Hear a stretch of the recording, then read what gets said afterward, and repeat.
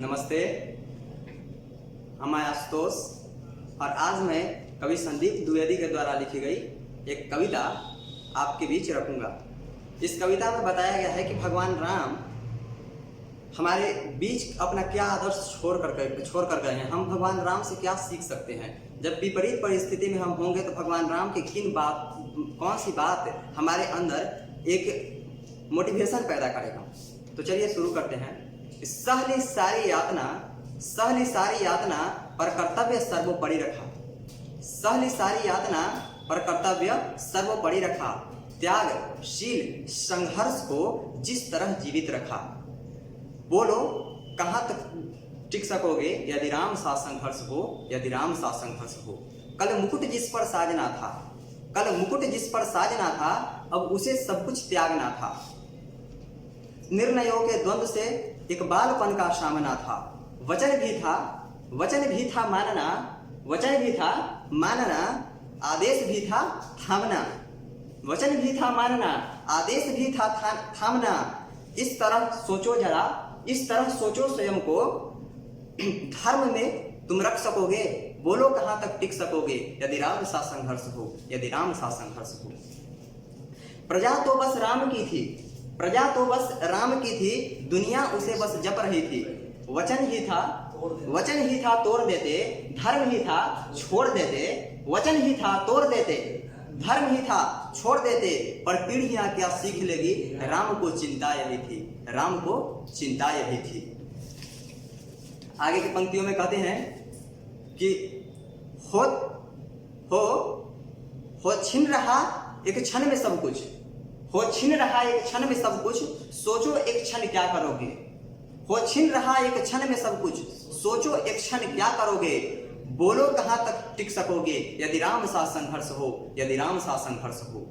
केवट ने न जाने क्या किया था। केवट जिसके पास भगवान राम जाकर कहते हैं कि हमें गंगा पार कर देना है, और भगवान राम से केवट लड़ जाता है। बोलता है कि नहीं प्रभु, मैं सबसे पहले आपका पैर धोऊंगा। और उस समय केवट के भाव को और भगवान राम के भाव को कवि प्रकट करता है। कहता है कि केवट न जाने क्या किया था, सौभाग्य जो उसको मिला था। केवट न जाने क्या किया था, सौभाग्य जो उसको मिला था। राम से ही तारने को, राम से वो लड़ पड़ा था। कुलवंश उसके तर रहे थे। केवट का कुलवंश उसके तर रहे थे। सब राम अर्पण कर रहे थे। जब सब कुछ हो बिखरा हुआ, तुम सहज कब तक रह सकोगे। बोलो कहाँ तक टिक सकोगे यदि राम सा संघर्ष हो, यदि राम सा संघर्ष हो।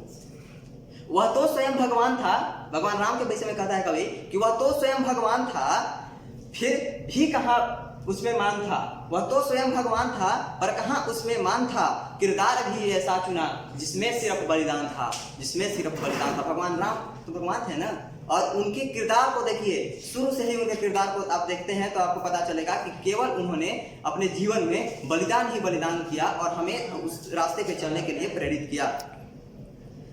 मर्यादा के प्राण थे भगवान राम, मर्यादा के प्राण थे, रघुवंश के अभिमान थे।